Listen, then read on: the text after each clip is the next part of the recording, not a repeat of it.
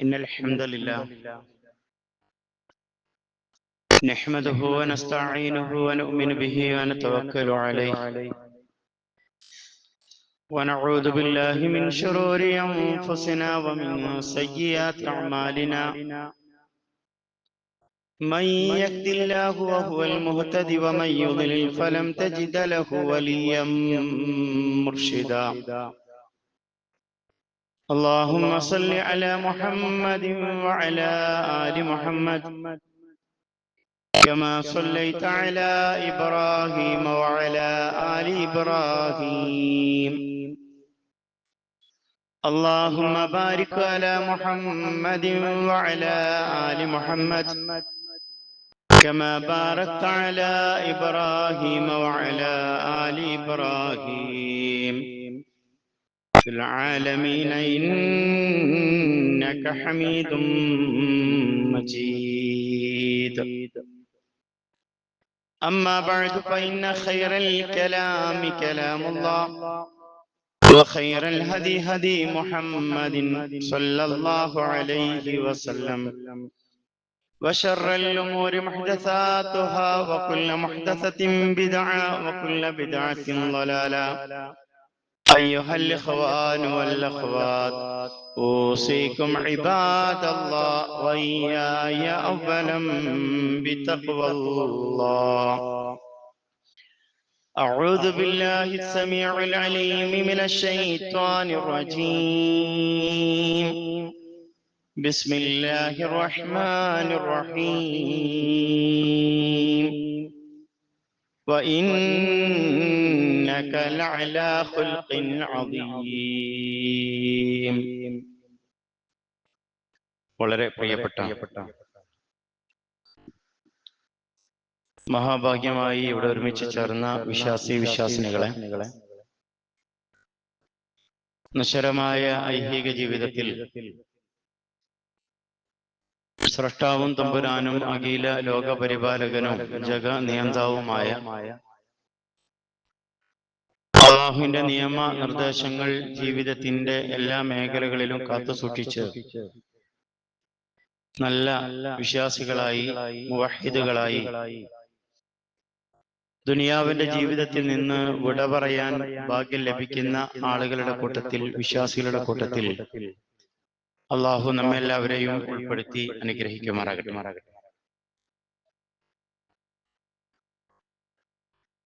2024 നമ്മളിൽ നിന്നും വിട പറയാൻ കാത്തു നിൽക്കുന്ന ഒരു സന്ദർഭം. 2025 ആവശ്യമായിട്ടുള്ള കലണ്ടറുകളൊക്കെ നമ്മൾ വാങ്ങി സൂക്ഷിച്ചു വെച്ചിട്ടുണ്ട്.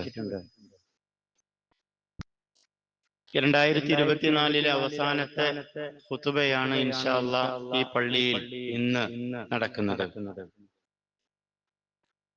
സൂചിപ്പിച്ചത്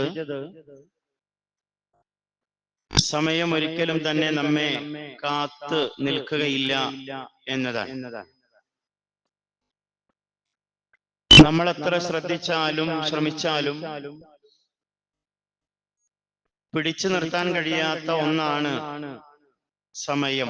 അത് മുന്നോട്ട് കുതിച്ചുകൊണ്ടിരിക്കുന്നു. മഹാനായ 4ാം ഖലീഫ അലി ഇബ്നു അബി ത്വാലിബ് റളിയല്ലാഹു അൻഹു സമയവുമായി ബന്ധപ്പെട്ട്, ജീവിതത്തിന്റെ ആയുസ്സുമായി ബന്ധപ്പെട്ടുകൊണ്ട് പരാമർശിക്കപ്പെട്ടിട്ടുള്ള ഏറ്റവും നല്ല ഒരു പരാമർശം ഇർതഹലത്തി ദുനിയ മുദ്ബിറ വർതഹലത്തിൽ ആഖിറ മുഖ്ബില എന്നതാണ്. ദുനിയാവ് ഓരോ ദിവസം കഴിയുമ്പോഴും, ഓരോ മണിക്കൂർ കഴിയുമ്പോഴും, മാസവും അതേപോലെ തന്നെ വർഷവുമായി കഴിഞ്ഞു പോകുമ്പോ നമ്മുടെ ആയുസ് ചുരുങ്ങുകയാണ്, നമ്മുടെ പ്രായം കൂടുകയാണ്. വർതഹലത്തിൽ ആഖിറ മുഖ്ബില, ഓരോ സെക്കൻഡ് കഴിയുമ്പോഴും നമ്മൾ നടന്നെടുക്കുന്നത് വിചാരണയുടെ ലോകമായ പാരത്രികമായ ജീവിതത്തിലേക്കാണ് എന്നാണ് അദ്ദേഹം നമ്മുടെ ജീവിതവുമായി ബന്ധപ്പെട്ടുകൊണ്ട് നമുക്ക് ബോധ്യപ്പെടുത്തി തന്നത് എന്നതാണ്. ഓരോ വർഷവും കഴിയുമ്പോൾ ആയുസ് കൂടുകയല്ല, ആയുസ് കുറയുകയാണ്, പ്രായമാണ് കൂടുന്നത്. ഓരോ ദിവസവും ഖബറിലേക്കാണ് നമ്മൾ അടുത്തുകൊണ്ടിരിക്കുന്നത്. 2024 നമ്മുടെ ഈ മഹല്ലിൽ നമ്മളുമായി ബന്ധപ്പെട്ട എത്ര ആളുകളാണ് തൊട്ടടുത്തിരിക്കുന്ന ആളുകളോടോ കുടുംബത്തോടോ ഒരു വാക്കുപോലും അനുവാദം ചോദിക്കാതെ ദുനിയാവിന്റെ ജീവിതത്തിൽ നിന്ന് അവർ പാരത്രികമായ ജീവിതത്തിലേക്ക് എടുത്ത് വെക്കപ്പെട്ടിട്ടുള്ള ആളുകൾ. അതിൽ പല തരക്കാരായ ആളുകളുണ്ട്, പല പ്രായക്കാരായ ആളുകളുണ്ട്. അതേപോലെ തന്നെ അതിനു മുമ്പേ ദുനിയാവിൽ നിന്ന് വിട പറയുമെന്ന് പല ആളുകളും വിധി എഴുതിയിട്ടുള്ള ആളുകൾ ഇന്നും ആ പാരത്രികമായ ലോകത്തേക്ക് യാത്രയാവാതെ ദുനിയാവിന്റെ ജീവിതത്തിൽ തന്നെ ഉണ്ട് എന്നതാണ്. അതുകൊണ്ട് അതിന് പ്രായം കണക്കാക്കിയിട്ടില്ല, ഇത്ര വയസ്സ് കണക്കാക്കിയിട്ടില്ല. അതുകൊണ്ട് തന്നെ ഓരോ ദിവസം കഴിയുമ്പോഴും, പ്രത്യേകിച്ച് ഒരു വർഷമെങ്കിലും കഴിയുമ്പോൾ നമ്മുടെ ജീവിതത്തിൽ ചില മാറ്റങ്ങൾ വരുത്തേണ്ടതുണ്ട് എന്നാണ് ആമുഖമായി പ്രിയപ്പെട്ടവരോട് സൂചിപ്പിക്കാനുള്ളത്. ഒന്ന്, മാറേണ്ടത് നമ്മുടെ സ്വഭാവമാണ്. വിശ്വാസികളെ സംബന്ധിച്ച് ഏറ്റവും നല്ല സ്വഭാവത്തിന്റെ ഉടമയാണ് വിശ്വാസികൾ എന്നാണ് വിശുദ്ധ ഖുർആൻ നമുക്ക് ബോധ്യപ്പെടുത്തി തന്നിട്ടുള്ളത്. നമ്മളെപ്പറ്റി ആളുകൾ നല്ലത് പറയണം. ഇബ്രാഹിം നബി അലൈഹി സ്വലാത്തു വസ്സലാമയുടെ ഒരു പ്രാർത്ഥന വിശുദ്ധ ഖുർആൻ വളരെ കൃത്യമായി ശുഅറാഇന്റെ 84-ാമത്തെ ആയത്തിലൂടെ നമുക്ക് ബോധ്യപ്പെടുത്തി തന്നിട്ടുണ്ട്. എന്താണത്? ഇബ്രാഹിം നബി അലൈഹി സ്വലാത്തു വസ്സലാം പ്രാർത്ഥിക്കുന്നത് വജഅൽ ലി ലിസാന സുദ്ഖിൻ ഫിൽ ആഖിരീൻ എന്നാണ്. വജഅൽ ലി, അല്ലാഹുവേ നീ എന്നെ ആക്കണം. എന്തിലാണ് ആക്കേണ്ടത്? ലിസാന സിദ്ഖിൻ ഫിൽ ആഖിരീൻ, പിന്തുടർന്നു വരുന്ന വരും തലമുറ അവർ എന്നെ പറ്റി നല്ലത് പറയുന്ന ഒരവസ്ഥ നീ എനിക്ക് ഉണ്ടാക്കി തരണം. അതുകൊണ്ട് എന്റെ ദുനിയാവിന്റെ ഈ ജീവിതത്തെ ഏറ്റവും നല്ല സ്വഭാവത്തോടു കൂടി ജീവിക്കുവാനുള്ള ഒരവസ്ഥ നീ എനിക്ക് നൽകണമെന്നാണ്, ഞാൻ പ്രശംസിക്കപ്പെടണം വരും തലമുറയിലൂടെ എന്നാണ് മഹാനായ ഇബ്രാഹിം നബി അലൈഹി സ്വലാത്തു വസ്സലാമയുടെ പ്രാർത്ഥനയായി നമുക്ക് കാണാനുള്ളത്. നമ്മുടെ നന്മ കാരണം അല്ലെങ്കിൽ നമ്മുടെ സ്വഭാവം കാരണം നമ്മെ പുകഴ്ത്തി ആളുകൾ സംസാരിക്കുന്നുവെങ്കിൽ നല്ല സ്വഭാവത്തിന്റെ ഉടമയായിരുന്നു എന്ന് ആളുകൾ നമ്മെ പറ്റി പറയുന്നുവെങ്കിൽ പ്രവാചകൻ സല്ലല്ലാഹു അലൈഹി വസല്ലം പറഞ്ഞത് മൻ അസ്നൈതും അലൈഹി ഖൈറ, ആരെങ്കിലും നിങ്ങളെപ്പറ്റി ആളുകൾ നന്മ പറയുന്നുവെങ്കിൽ വജബത് ലഹുൽ ജന്ന എന്നാണ്, അവന് സ്വർഗം നിർബന്ധമായി. അതേപോലെ തന്നെ പ്രവാചകൻ അതുമായി ബന്ധപ്പെട്ട് പറഞ്ഞത് വമൻ അസ്നൈതും അലൈഹി ശർറ, നിങ്ങളെപ്പറ്റി ആരെങ്കിലും മോശമായിട്ടാണ് സംസാരിക്കുന്നതെങ്കിൽ വജബത് ലഹുന്ന, അവന് നരകവും നിർബന്ധമായി. എന്ന് പറഞ്ഞാൽ നമ്മുടെ സ്വർഗ നരകങ്ങൾ തീരുമാനിക്കുന്നത് നമ്മുടെ സ്വഭാവത്തിന്റെ കൂടി അടിസ്ഥാനത്തിലാണ്. പ്രവാചകൻ ഈ ഹദീസ് പറഞ്ഞതിന് ശേഷം, ഈ കാര്യം പറഞ്ഞതിന് ശേഷം പ്രവാചകൻ സല്ലല്ലാഹു അലൈഹി വസല്ലമ പറഞ്ഞ ഒരു കാര്യം എന്താണെന്നോ, അൻതും ശുഹദാഉല്ലാഹ്, നിങ്ങൾ അല്ലാഹുവിനുള്ള ഷഹീദുകളാണ് ഫിൽ അർദി എന്ന് 3 പ്രാവശ്യം പ്രവാചകൻ ആവർത്തിച്ചു പറഞ്ഞു എന്ന് ഹദീസുകളിൽ നമുക്ക് വായിച്ചെടുക്കാൻ കഴിയും. പ്രിയപ്പെട്ടവരെ, നമ്മൾ ആലോചിക്കുക, നമ്മൾ ദുനിയാവിന്റെ ജീവിതത്തിൽ നമ്മുടെ ജീവിതം അത് തീർത്തുകൊണ്ടിരിക്കുമ്പോ നമ്മെ സംബന്ധിച്ച് നല്ല അഭിപ്രായമാണോ നമ്മൾ ഇല്ലാത്തൊരവസ്ഥയിൽ ആളുകൾ നമ്മത്തെ പറ്റി പറയുന്നത് എന്നത് നമ്മൾ ആലോചിക്കേണ്ടതുണ്ട്. അന്ത്യപ്രവാചകൻ മുഹമ്മദ് റസൂലുള്ളാഹി സ്വല്ലല്ലാഹു അലൈഹി വസല്ലമയുടെ നിയോഗവുമായി ബന്ധപ്പെട്ടുകൊണ്ട് അതിന്റെ ലക്ഷ്യമായി വിശുദ്ധ ഖുർആൻ വളരെ കൃത്യമായി നമ്മെ ബോധ്യപ്പെടുത്തി. അതേപോലെ തന്നെ അല്ലാഹുവിന്റെ പ്രവാചകന്റെ ചര്യയിൽ നമുക്ക് കാണാൻ കഴിയും. പ്രവാചകൻ പറഞ്ഞു ഇന്നമാ ബുഇസ്തു ലിഉതിമ്മമ മഖാരിമൽ അഖ്ലാഖ് എന്നാണ്. എന്നെ നിയോഗിക്കപ്പെട്ടത് ഇന്നമാ ബുഇസ്തു, ഞാൻ നിയോഗിക്കപ്പെട്ടത് ലിഉതിമ്മിമ മഖാരിമൽ അഖ്ലാഖ്, ഏറ്റവും നല്ല സ്വഭാവത്തിന്റെ പൂർത്തീകരണത്തിന് കൂടിയാണ്. അതാണല്ലോ വിശുദ്ധ ഖുർആൻ പറഞ്ഞത്, വഇന്നക ലഅലാ ഖുൽഖിൻ അളീം. പ്രവാചകരെ, താങ്കൾ ഏറ്റവും നല്ല മാന്യമായ സ്വഭാവത്തിന്റെ ഉടമകളായിരുന്നു എന്നാണ്. അതുകൊണ്ട് അന്ത്യപ്രവാചകൻ മുഹമ്മദ് റസൂലുള്ളാഹി സ്വല്ലല്ലാഹു അലൈഹി വസല്ലമയുടെ സ്വഭാവത്തെ കുറിച്ചുകൊണ്ട് ഭാര്യമാരോട്, അതേപോലെ തന്നെ നമ്മുടെ മാതാക്കളോട് ചോദിച്ചപ്പോ അവരൊക്കെ തന്നെ ഒരേ സ്വരത്തിൽ പറഞ്ഞത് കാന ഖുൽഖുഹു അൽ ഖുർആൻ. പ്രവാചകൻ സല്ലല്ലാഹു അലൈഹി വസല്ലമയുടെ സ്വഭാവം അത് ഖുർആനായിരുന്നു. വിശുദ്ധ ഖുർആൻ വിശ്വാസികളെ ബന്ധിപ്പിച്ച് പറഞ്ഞ ഒരു കാര്യം, അതേപോലെ തന്നെ അള്ളാഹുവിന്റെ പ്രവാചകൻ വിശ്വാസികളെ ബന്ധപ്പെടുത്തി പറഞ്ഞ ഒരു കാര്യം, അക്മലുൽ മുഅ്മിനീന ഈമാന. വിശ്വാസികളിൽ ഈമാൻ ഏറ്റവും പൂർണ്ണമായ ആളുകളാരാ? അഹ്സനുഹും ഖുൽഖ. നല്ല സ്വഭാവമുള്ള ആളുകളാണ്. നല്ല സ്വഭാവം എന്ന് പറയുന്നത് മാന്യമായി ആളുകളോട് പെരുമാറുക എന്ന് പറയുന്നത്, അതേപോലെ തന്നെ ആളുകളോട് നല്ല രൂപത്തിൽ ഇടപെടുക എന്നുള്ളത് ഒരു വിശ്വാസിയുടെ വിശ്വാസത്തിന്റെ പൂർത്തീകരണം എന്നുള്ള നിലക്ക അന്ത്യപ്രവാചകൻ മുഹമ്മദ് റസൂലുള്ളാഹി സ്വല്ലല്ലാഹു അലൈഹി വസല്ലമ നമ്മെ പഠിപ്പിച്ചിട്ടുള്ളത് എന്നതാണ്. ഇന്ന് പലപ്പോഴും നമ്മളൊക്കെ പരാജയപ്പെട്ടു പോകുന്നത് ഈ രംഗത്താണ് എന്ന് നമ്മൾ കൃത്യമായി മനസ്സിലാക്കണം എന്നാണ്. നല്ല വാക്ക് പറയാൻ കഴിയണം. അതേപോലെ തന്നെ സൽ സ്വഭാവം കാണിക്കണം. നമ്മുടെ മുമ്പിൽ ഒരാൾ വന്നാൽ അത് നമുക്ക് പറ്റുന്നില്ല, ഒരാളോട് മാന്യമായി ഇടപെടാൻ നമുക്ക് പറ്റുന്നില്ലെങ്കിൽ നമ്മൾ ആലോചിക്കേണ്ടത് നമ്മുടെ ഈമാനിൽ എന്തോ പ്രയാസം അല്ലെങ്കിൽ കോട്ടം സംഭവിച്ചിട്ടുണ്ട് എന്നതാണ്.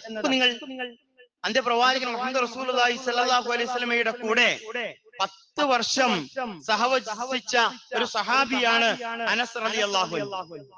ആ അനസ് റളിയല്ലാഹു അൻഹു പ്രവാചകൻ സല്ലല്ലാഹു അലൈഹി വസല്ലമ തന്നോട് സ്വീകരിച്ച നിലപാടുകളെ സംബന്ധിച്ച് പറയുന്നുണ്ട്. എന്താണ് പറഞ്ഞത്? ഖദിംതു റസൂലുള്ളാഹി സ്വല്ലല്ലാഹു അലൈഹി വസല്ലം 10 സിനീൻ.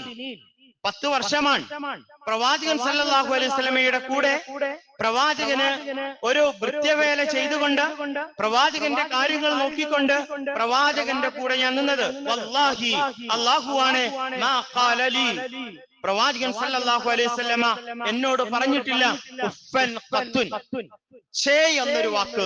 10 വർഷത്തെ പ്രവാചകന്റെ ജീവിതത്തിൽ നിഴൽ പോലെ ജീവിച്ച, പ്രവാചകന്റെ എല്ലാ കാര്യത്തിനും പ്രവാചകന്റെ കൂടെ നിന്ന അനസ് ഇബ്നു മാലിക് റളിയല്ലാഹു അൻഹു പറയുന്നത്, എന്നോട് ഛേ എന്നൊരു വാക്ക് പോലും പ്രവാചകൻ സല്ലല്ലാഹു അലൈഹി വസല്ലം പറഞ്ഞിട്ടില്ല. മാത്രമല്ല ഒന്നുകൂടെ പറഞ്ഞു, വഖാല ലീ ലിശൈഇൻ, എന്നോട് ഒരു വാക്ക് പറഞ്ഞിട്ടില്ല. ഒരു കാര്യം ഞാൻ ചെയ്താൽ ലിമാ ഫഅൽത കദാ വഹലാ ഫഅൽത കദാ, നീ അത് ചെയ്തത് ശരിയായില്ല, അല്ലെങ്കിൽ ഇങ്ങനെ ചെയ്യണം എന്നുപോലും പ്രവാചകൻ സല്ലല്ലാഹു അലൈഹി വസല്ലം എന്നോട് പറഞ്ഞിട്ടില്ല. നിങ്ങൾ നമ്മുടെ വീട്ടിലുള്ള ഒരാളോട്, നമ്മുടെ വീട്ടിലുള്ള ഒരു വൃത്യനോട്, അല്ലെങ്കിൽ നമ്മുടെ ഒരു സഹവാസിയോട്, അല്ലെങ്കിൽ കൂടെയുള്ളവരോട് അങ്ങനെ ഒരു നല്ല സ്വഭാവം കാണിക്കാൻ നമുക്ക് കഴിഞ്ഞിട്ടുണ്ടോ? പ്രവാചകൻ സല്ലല്ലാഹു അലൈഹി വസല്ലമയുടെ കൂടെ ജീവിച്ച സഹാബത്തിന് നൽകപ്പെട്ട വിഭവങ്ങൾ എന്താ? അവർക്ക് വലിയ വിഭവങ്ങൾ ഉണ്ടായിട്ടുണ്ടോ? സമ്പത്ത് കിട്ടിയിട്ടുണ്ടോ? സൗകര്യങ്ങൾ കിട്ടിയിട്ടുണ്ടോ? ഇല്ല. ആ സഹാബികൾക്ക് പ്രവാചകൻ സല്ലല്ലാഹു അലൈഹി വസല്ലമയിൽ നിന്ന് കിട്ടിയത് നല്ല സ്വഭാവമായിരുന്നു എന്നതാണ്. നിങ്ങൾ അതാണ് വിശുദ്ധ ഖുർആൻ പറഞ്ഞത്, വഹ്ഫിദ് ജനാഹക ലിമനിത്തബഅക മിനൽ മുഅ്മിനീൻ.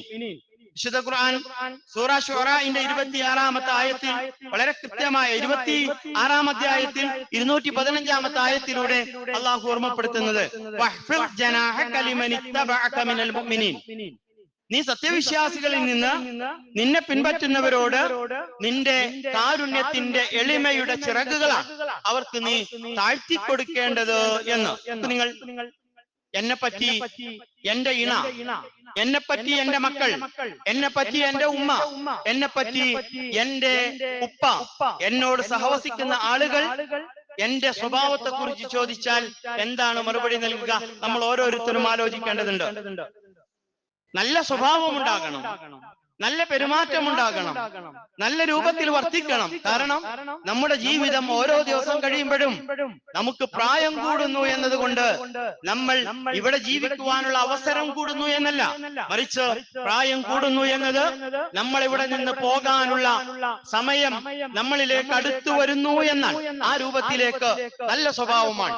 നമ്മളെപ്പറ്റി അന്വേഷിച്ചാൽ, ഭാര്യമാരോട് ചോദിച്ചാൽ, ഇണകളോട് ചോദിച്ചാൽ, സഹവസിക്കുന്ന ആളുകളോട് ചോദിച്ചാൽ, അയൽക്കാരനോട് ചോദിച്ചാൽ, സുഹൃത്തിനോട് ചോദിച്ചാൽ, നമ്മളുമായി ബന്ധപ്പെട്ട ആളുകളോട് ചോദിക്കുമ്പോ അവന്റെ സ്വഭാവം നല്ലതാണ് എന്ന് പറയുന്നൊരവസ്ഥയിലേക്ക് ഞാനും നിങ്ങളും എത്തിയിട്ടുണ്ടോ എന്നതാണ് നമ്മൾ ആലോചിക്കേണ്ടത്. അങ്ങനെ ഒരു സർട്ടിഫിക്കറ്റ് മറ്റുള്ള ആളുകൾ നമുക്ക് നൽകുന്നുവെങ്കിൽ വജബത് ലഹുൽ ജന്ന, അവൻ സ്വർഗം അള്ളാഹു നൽകുക എന്നത് അള്ളാഹുവിന്റെ ബാധ്യതയായി, നിർബന്ധമായി എന്നാണ് പ്രവാചകൻ സല്ലല്ലാഹു അലൈഹി വസല്ലം പഠിപ്പിക്കുന്നത്. ഒരു കൊല്ലം കഴിഞ്ഞു പോവാ, 2024 അത് ശ്രദ്ധിക്കാൻ പറ്റിയില്ലെങ്കിൽ 2025 കടക്കുമ്പോ ശ്രദ്ധ കൊടുക്കേണ്ടത് നമ്മുടെ സ്വഭാവ രൂപീകരണത്തിൽ വരുത്തേണ്ട മാറ്റങ്ങളെ സംബന്ധിച്ചാണ് എന്നാണ് ഓർമ്മപ്പെടുത്തുന്നത്. രണ്ടാമത്തെ ഒരു മേഖല നമ്മുടെ സാമ്പത്തികമായ മേഖലയാണ്. അള്ളാഹുവിന്റെ പ്രവാചകൻ നമ്മെ ബോധ്യപ്പെടുത്തിയിട്ടുള്ളത് ഇന്ന ലികുല്ലി ഉമ്മത്തിൻ ഫിത്ന, എല്ലാ സമൂഹങ്ങൾക്കും ഒരു ഫിത്നയുണ്ട്. വ ഇന്ന ഫിത്നത ഉമ്മത്തി അൽ മാൽ, എന്റെ സമൂഹത്തിന്റെ ഫിത്ന എന്ന് പറയുന്നത് അതെന്താണ്? അത് മാലാണ്, ധനമാകുന്നു എന്നതാണ്. നമ്മുടെ സമ്പത്തിനെ കുറിച്ച് നാളെ വിചാരണയുണ്ട് അല്ലേ? പ്രവാചകൻ സല്ലല്ലാഹു അലൈഹി വസല്ലം പറഞ്ഞല്ലോ, മിൻ ഐനക്തസബഹു, എവിടെ നിന്നാണ് ഞാനും നിങ്ങളും നമ്മുടെ സമ്പത്ത് സമ്പാദിച്ചത്? വഫീമ അൻഫഖ്തഹു, അത് ഏത് മേഖലയിലാണ് ഞാനും നിങ്ങളും ചെലവഴിച്ചത്? സമ്പാദ്യം പലപ്പോഴും അത് ഹലാലാണോ അല്ലെങ്കിൽ തന്നെയാണോ, ഹറാമു വല്ലതും ചേരുന്നുണ്ടോ? അതേപോലെ തന്നെ പലിശയും ലോട്ടറിയും വഞ്ചനയും ചതിയും നടത്തി ആ മാർഗത്തിലൂടെ കളവുകൾ പറഞ്ഞുകൊണ്ട് നമ്മൾ നമ്മുടെ കച്ചവടത്തിലോ അല്ലെങ്കിൽ സമ്പത്തിന്റെ വർധനവിനോ അത് കാരണമായിട്ടുണ്ടോ? വിശ്വാസികൾ കൃത്യമായും ശ്രദ്ധിക്കേണ്ട ഒരു കാര്യമാണ്. സമ്പത്ത് മിൻ ഐന, എവിടെ നിന്നാണ് അത് നീ സമ്പാദിച്ചത്? ഏത് മാർഗത്തിലൂടെ? നിനക്ക് ഹക്കായതാണോ? കഴിഞ്ഞ ദിവസം വളരെ സന്തോഷം തോന്നിയ ഒരു രംഗമുണ്ട്. തിരൂര് ഭാഗത്തുള്ള ഒരു സഹോദരൻ, ആ സഹോദരന്റെ അടുക്കൽ ചെല്ലുന്ന സമയത്ത് അദ്ദേഹം ഈ മാർബിളുകളിൽ പേര് കൊത്തിക്കൊടുക്കുന്ന ജോലി ചെയ്യുന്ന ഒരു സഹോദരനാണ്. അദ്ദേഹത്തിന്റെ അടുക്കൽ ഒരാവശ്യമായി ചെല്ലുമ്പോ അവിടെ ഒരാളുണ്ട്. അദ്ദേഹം വന്ന ആവശ്യം ചോദിച്ചപ്പോ ആ സഹോദരനോട് അയാൾ പറഞ്ഞത്, എന്റെ പിതാവ് മരണപ്പെട്ടു പോയിട്ടുണ്ട്, അതുകൊണ്ട് എന്റെ പിതാവിന്റെ ഖബറിന്റെ മുകളിൽ വെക്കാൻ എനിക്ക് ഒരു ഫലകം എഴുതി തരണം, പേരെഴുതിയ ഫലകം എഴുതി തരണം. അദ്ദേഹത്തിന്റെ ജോലിയാ. എന്നാൽ ആ സഹോദരൻ ഇത് പറഞ്ഞ സമയത്ത് പറഞ്ഞൊരു കാര്യം, നഹാ റസൂലുള്ളാഹി സ്വല്ലല്ലാഹു അലൈഹി വസല്ലം, അന്ത്യപ്രവാചകൻ മുഹമ്മദ് റസൂലുള്ളാഹി സ്വല്ലല്ലാഹു അലൈഹി വസല്ലമ വിരോധിച്ചിട്ടുണ്ട് ഇങ്ങനെ ഖബറിൽ എഴുതലും ഇരിക്കലും എന്ന് പറഞ്ഞുകൊണ്ടുള്ള ഹദീസ. തന്റെ മുമ്പിലേക്ക് ആവശ്യവുമായി വന്ന ആ സഹോദരനോട് തന്റെ ജോലിയുടെ ഭാഗമായി താൻ നിർവഹിക്കേണ്ടുന്ന ഒരു കാര്യത്തിന് ഉപദേശം നൽകുന്നത് കണ്ടപ്പോ നിങ്ങൾ ജീവിതത്തിൽ വിശുദ്ധ ഖുർആനും അള്ളാഹുവിന്റെ പ്രവാചകന്റെ ചര്യയും ബന്ധപ്പെടേണ്ടതില്ലേ പ്രിയപ്പെട്ടവരെ? നമ്മൾ ആലോചിക്കുക, അത് ഹക്കാണ്. അതിനുശേഷം എന്നോട് പറഞ്ഞത്, ഞാൻ അത്തരം കാര്യങ്ങൾ ചെയ്യാറില്ല. കാരണം പ്രവാചകൻ വെറുത്ത ഒരു കാര്യത്തെ, വിരോധിച്ച ഒരു കാര്യത്തെ അതിന്റെ ഇടയിൽ ഞാൻ ഉണ്ടാവുക, അല്ലെങ്കിൽ ഞാൻ കാരണം ആ ഒരു ഹറാമായ സംഗതി നടക്കുക, അതുകൊണ്ട് എത്ര മെച്ചം കിട്ടിയാലും, എത്ര സാമ്പത്തികമായി ഞാൻ പറയുന്ന പണമാണ് അതിന് നൽകാറുള്ളത്, പക്ഷേ എത്ര പണം കിട്ടിയാലും എനിക്ക് ആ പണം ആവശ്യമില്ല. മിൻ ഐനക്തസബഹു, എവിടെ നിന്നാ നീ സമ്പാദിച്ചത്? സൂക്ഷ്മതയുണ്ടാകും. അതേപോലെ തന്നെ വഫീമ അൻഫഖ്തഹു, എന്തിലാണ് അത് ചെലവഴിക്കുന്നത്? നമ്മൾ ആലോചിക്കണം, ഏത് മാർഗത്തിലാ? പണം അതൊരിക്കലും തന്നെ ദുനിയാവിന്റെ ജീവിതത്തിൽ സമാധാനമൊന്നും നൽകൂല. കാരണം പണമുള്ള ആളുകൾക്കുള്ളതിനേക്കാൾ സമാധാനം പണം കുറഞ്ഞ ആളുകൾക്കാണ് എന്നത് നമ്മുടെ നിത്യജീവിതത്തിൽ കണ്ടുകൊണ്ടിരിക്കുന്ന അവസ്ഥകളെ തുലനം ചെയ്യുമ്പോൾ കൃത്യമായി നമുക്ക് ബോധ്യപ്പെടുന്നു എന്നതാണ്.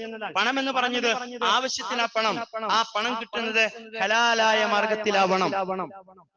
ഹറാമായ മാർഗത്തിലാണ് ഞാനത് സമ്പാദിക്കുന്നതെങ്കിൽ എന്റെ പ്രാർത്ഥനയോ എന്റെ നമസ്കാരമോ എന്റെ തേട്ടമോ എന്റെ അമലുകളോ ഒന്നും തന്നെ കാരുണ്യവാനായ നാഥൻ പ്രവാചകൻ ആവശ്യമില്ല. ഇതാരാ പറഞ്ഞത്? അന്ത്യപ്രവാചകൻ മുഹമ്മദ് റസൂലുള്ളാഹി സ്വല്ലല്ലാഹു അലൈഹി വസല്ലമ കൃത്യമായി നമ്മെ ബോധ്യപ്പെടുത്തിയിട്ടുണ്ട്. അവിടെ നമുക്ക് ചിന്തിക്കാൻ കഴിയണം. ഇത് ചിലപ്പോ 1000-ഓ 10,000-ഓ ലക്ഷമോ ഒക്കെ എനിക്ക് കിട്ടും. പക്ഷേ ഈ 1000-ഉം 10,000-ഉം ലക്ഷവും ഒക്കെ എന്റെ പാരത്രികമായ ജീവിതത്തെ, ഞാൻ ഒറ്റക്ക് നിൽക്കുന്ന സമയത്ത്, ആരും സഹായിക്കാനില്ലാത്ത സമയത്ത് എനിക്ക് നഷ്ടമാണ് വരുത്തുക എന്ന ചിന്തയിലേക്ക് കൊണ്ടുവരാൻ കഴിയണം. മറ്റൊന്ന്, പണമുള്ള ആളുകൾ ധൂർത്തടിക്കുന്നത് നമ്മൾ കണ്ടുകൊണ്ടിരിക്കുക. വിവാഹ രംഗങ്ങൾ, അതേപോലെ തന്നെ ആഘോഷങ്ങൾ. ന്യൂ ഇയർ വരിക, ന്യൂ ഇയർ വരുമ്പോഴോ നമ്മളെ ആളുകൾ പോലും പലപ്പോഴും അതിന് വലിയ ചെലവുകൾ, സമ്പത്ത് നൽകിക്കൊണ്ട് അത്തരം കാര്യങ്ങളിൽ ധൂർത്തടിക്കുന്നത് നമ്മൾ കണ്ടുകൊണ്ടിരിക്കുന്നു. അല്ലെ? പണം എന്തിനു വേണ്ടി ചെലവഴിക്കണം?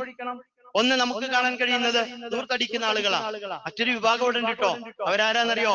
പണത്തിന് വേണ്ടി കഷ്ടപ്പെടുന്ന ആളുകൾ, രോഗികളായ ആളുകൾ, 2 ദിവസം കൂടുമ്പോ ഡയാലിസിസ് ചെയ്യുന്ന ആളുകൾ, അതേപോലെ തന്നെ ധാരാളം പണം അത്തരം ചികിത്സക്ക് ആവശ്യമുള്ള ആളുകൾ, അല്ലെ? വിവാഹത്തിന്, അതേപോലെ തന്നെ വീട് നിർമ്മാണത്തിന്, ഭക്ഷണ സാധനങ്ങൾക്ക്, വിദ്യാഭ്യാസങ്ങൾ നേടാൻ വേണ്ടി ഇതിനൊക്കെ പണം ആവശ്യമുള്ള ആളുകളുണ്ട്. ഒരു പാലിയേറ്റീവുമായി ബന്ധപ്പെട്ടുകൊണ്ടുള്ള ഒരു ക്ലാസ്സിൽ ഒരു ഡോക്ടർ പറഞ്ഞ ഒരു കഥയുണ്ട്. കഥയാണോ യാഥാർത്ഥ്യമാണോ എന്നറിയില്ല. അദ്ദേഹം പറഞ്ഞത്, അദ്ദേഹത്തിന്റെ മുമ്പിലേക്ക് വന്ന ഒരു രോഗിയെ സംബന്ധിച്ചാണ്.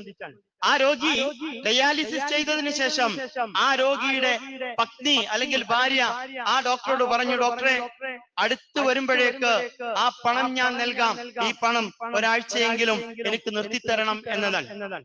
അപ്പോ ഡോക്ടർ ചോദിച്ചു, ഇപ്പൊ പ്രയാസമാണെങ്കിൽ അടുത്ത ആഴ്ചക്ക് എവിടെ നിന്നെങ്കിലും നിങ്ങൾക്ക് പണം ലഭിക്കാനുണ്ടോ, വരാനുണ്ടോ, ഏതെങ്കിലും പണം കിട്ടാനുണ്ടോ? ആ സഹോദരി പറഞ്ഞത്, എന്റെ ഭർത്താവിന്റെ അനുമതിയോടുകൂടി ഞാൻ എന്റെ ശരീരം വിൽക്കുന്നുണ്ട്. ഈ ആഴ്ചയിൽ എനിക്കതിന് കഴിയില്ല. അടുത്ത ആഴ്ചയിലേക്ക് അത് മാറിയതിനു ശേഷം ആ പണം ഞാൻ നിങ്ങൾക്കടക്കാം എന്ന് പറഞ്ഞ ഒരു രംഗം പറയുന്നുണ്ട്. പ്രിയപ്പെട്ടവരെ, നമ്മുടെ ചുറ്റുപാടും ജീവിക്കുന്ന ആളുകളാണ്.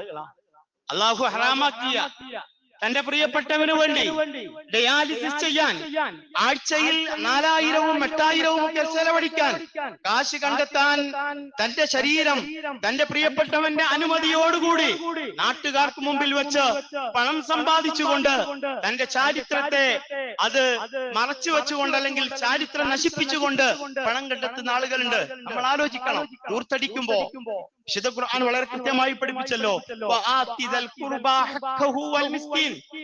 നിങ്ങൾ നൽകണം. ആർക്കാണ് നൽകേണ്ടത്? പാവപ്പെട്ടവന്, പ്രയാസപ്പെടുന്നവന് നിങ്ങളെ സമ്പത്ത് നൽകണം. മാത്രമല്ല, ഇന്നൽ മുബദ്ദിരീന കാനൂ ഇഖ്വാന ശയാത്തീൻ, പണം അനാവശ്യമായി ചെലവഴിക്കുന്ന, ധൂർത്തടിക്കുന്ന മനുഷ്യനെ സംബന്ധിച്ച് വിശുദ്ധ ഖുർആൻ പറഞ്ഞത് ശൈത്താനിന്റെ കൂട്ടാളികളാ. വകാന ശൈത്വാനു ലിറബ്ബിഹി കഫൂറ, നിന്റെ രക്ഷിതാവിനെ അവിശ്വസിച്ചവനാണ് ശൈത്താൻ. അതുകൊണ്ട് നീ ധൂർത്തിന്റെ പിന്നാലെ പോവരുത് എന്നതാ. അപ്പൊ നിങ്ങൾ പ്രിയപ്പെട്ടവരെ, ഒരു കുട്ടിയെ കെട്ടിക്കാൻ പ്രയാസപ്പെടുന്നവന്റെ മുമ്പിൽ ആഴ്ചകളും മാസങ്ങളും മാമൂലുകളും കാണാൻ പോകുന്നത് മുതൽ തുടങ്ങി, അല്ലെ, എത്ര ലക്ഷം രൂപയുടെ മിഠായി കൊടുത്ത ഒരു കല്യാണം നമ്മുടെ സമൂഹം അത് ഉണ്ടാക്കുന്നത് നമ്മൾ ആലോചിക്കാം. കാണാൻ പോയതാ, പെണ്ണിനെ പറ്റി എന്ന് പറയാൻ ലക്ഷങ്ങൾ ചെലവഴിച്ചുകൊണ്ട്, മിഠായി കൊടുത്തുകൊണ്ട്.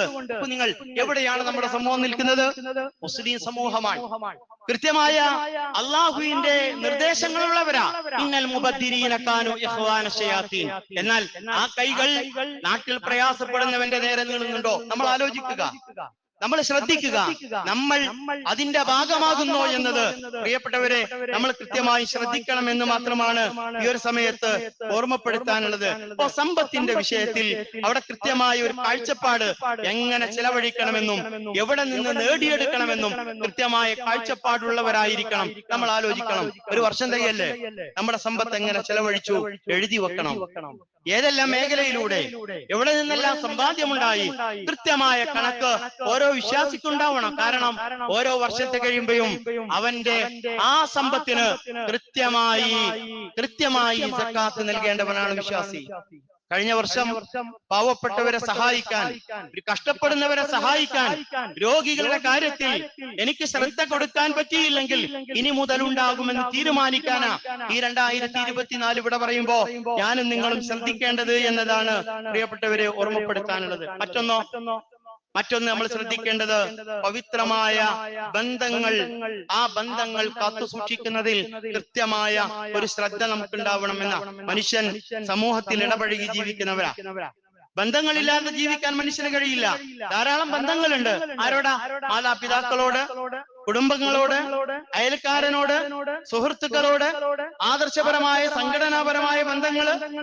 അവരോടൊക്കെ ബന്ധം ചേർക്കുമ്പോ അതിന് വല്ല കണ്ടീഷനും നമ്മളിലുണ്ടോ? നമ്മൾ ആലോചിക്കണം. അന്ത്യപ്രവാചകൻ മുഹമ്മദ് റസൂലുള്ളാഹി സ്വല്ലല്ലാഹു അലൈഹി വസല്ലം പറഞ്ഞത്, ഇങ്ങോട്ട് ബന്ധം ചേർക്കുന്നവനോട് അങ്ങോട്ട് ബന്ധം ചേർക്കലല്ല, ബന്ധം ചേർക്കല്ലെന്ന. മറിച്ച് നിന്നോട് ബന്ധങ്ങൾ മുറിച്ചവനോട് അങ്ങോട്ട് ബന്ധം ചേർക്കല, ബന്ധം ചേർക്കൽ. പ്രവാചകൻ സല്ലല്ലാഹു അലൈഹി വസല്ലം പറഞ്ഞല്ലോ, യഅഫു അമ്മൻ ലലമക, നിന്നെ ആക്രമിച്ചവനോട് നീ വിട്ടുവീഴ്ച നൽകുക. വസിൽ മൻ ഖതഅക, നിന്നോട് ബന്ധം മുറിച്ചവനോട് നീ ബന്ധം ചേർക്കുക. വഅഹ്സിൻ ഇലാ മൻ അസാഅ ഇലൈക, നിന്നോട് ഏറ്റവും മോശമായി പെരുമാറിയവനോട് നീ ഏറ്റവും നന്നായി പെരുമാറുക. മാത്രമല്ല വഖുലിൽ ഹഖ്ക, നീ സത്യം പറയുക. വലൗ അലാ നഫ്സിക, ആ സത്യം പറഞ്ഞാൽ അത് നിനക്കെതിരാണെങ്കിലും, നിന്റെ ശരീരത്തിനെതിരാണെങ്കിലും സത്യമാണ്. സത്യം മാത്രം പറയാ, തനിക്കെതിരാണെങ്കിലും. നിങ്ങൾ ഒരു വിശ്വാസി സ്വീകരിക്കേണ്ട നിലപാടാണ്. ദുനിയാവിന്റെ ജീവിതത്തിൽ നമ്മൾ കാത്തു സൂക്ഷിക്കേണ്ട സ്വഭാവമാണ്. ബന്ധം ചേർക്കുന്നതിന് മറ്റു ഉപാധികളില്ല. ബന്ധം മുറിച്ചവനോട് ബന്ധം ചേർക്കാനും, ഉപദ്രവിച്ചവന് നന്മ ചെയ്യാനും, അതേപോലെ തന്നെ നിന്റെ ശരീരത്തിന് നിനക്കെതിരാണെങ്കിലും സത്യം പറയാനും കഴിയുന്ന ഒരു ഈമാനികമായ തലത്തിലേക്ക് നമ്മൾ എത്തിയോ? നമ്മൾ ആലോചിക്കണം. ഇല്ലെങ്കിലോ ഓരോ ദിവസവും കഴിയുമ്പോഴും നമ്മൾ അടുക്കുന്നത് മരണത്തിലേക്കാ.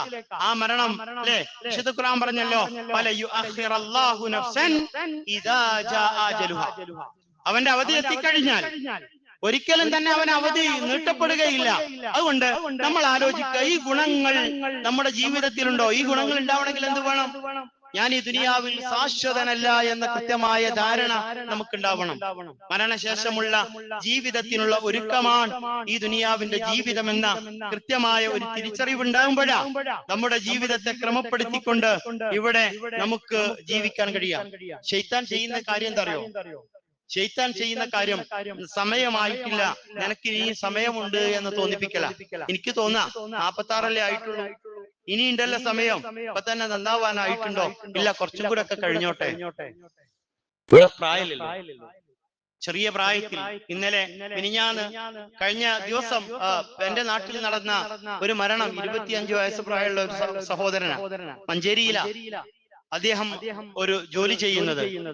നേരം വെളുത്തപ്പോ ചലനമറ്റ ശരീരമാണ് കാണുന്നത്. 25 വയസ്സ് പ്രായ. നിങ്ങൾ ഏത് സമയത്താ, എപ്പോഴാ, എങ്ങനെയാ ഒന്നും അറിയില്ല. അള്ളാഹ് തീരുമാനിച്ചത് അല്ലേ, ആ സമയത്ത് അത് സംഭവിക്കും. അതെപ്പോ സംഭവിച്ചാലും നമ്മുടെ മനസ്സിലുണ്ടാവണം, ഒരു വിശ്വാസി എന്നുള്ള നിലക്ക് ഞാൻ ഉൾക്കൊള്ളേണ്ടുന്ന ഈ ഗുണങ്ങൾ എന്റെ ജീവിതത്തിലേക്ക് കൊണ്ടുവരാനുള്ള ഒരു ശ്രദ്ധയാണ് പ്രിയപ്പെട്ടവരെ നമുക്കുണ്ടാവേണ്ടത് എന്നതാണ്. കാരണം എന്താ അറിയോ? പരലോകം എന്ന് പറഞ്ഞാൽ അത് ഭീതിതമായിട്ടുള്ള ഒരു അവസ്ഥയാണ് നമുക്കുണ്ടാകുന്നത് എന്നതാണ്. അതുകൊണ്ട് ആലോചിക്കുക, ഒരു കൊല്ലം നമ്മളിൽ നിന്ന് കഴിഞ്ഞു പോകുമ്പോ അത് ആഘോഷിക്കുകയല്ല നമ്മൾ ചെയ്യേണ്ടത്. മറിച്ച് നമ്മുടെ മനസ്സിലേക്ക് വരേണ്ടത്, എന്റെ ആയുസ് ചുരുങ്ങി ചുരുങ്ങി പോകുന്നു, ഇനി കൂടുതൽ ജീവിക്കാനല്ല, ഞാൻ അടുക്കുന്നത് മരണത്തിലേക്കാണ് എന്ന ചിന്തയും, അതേപോലെ തന്നെ സ്വഭാവ രൂപീകരണത്തിൽ, പെരുമാറ്റങ്ങളിൽ ഞാൻ ഒന്നുകൂടെ ശ്രദ്ധിക്കണം, ഓരോ വർഷം കഴിയുമ്പോഴും ഞാൻ ഒന്നുകൂടെ നന്നാവണം എന്ന ഒരു കാഴ്ചപ്പാടിലേക്കാണ് വരേണ്ടത്. വിശുദ്ധ ഖുർആൻ ഓർമ്മപ്പെടുത്തിയത്, അള്ളാഹുവിന്റെ പ്രവാചകൻ ഓർമ്മപ്പെടുത്തിയത്, ആ ഒരു അർത്ഥത്തിൽ വിശുദ്ധ ഖുർആനെ പഠിച്ചുകൊണ്ട് പ്രവാചകന്റെ ചര്യയെ മനസ്സിലാക്കിക്കൊണ്ട് നല്ല വിശ്വാസികളായി ജീവിക്കുക. അള്ളാഹു അനുഗ്രഹിക്കുമാറാകട്ടെ.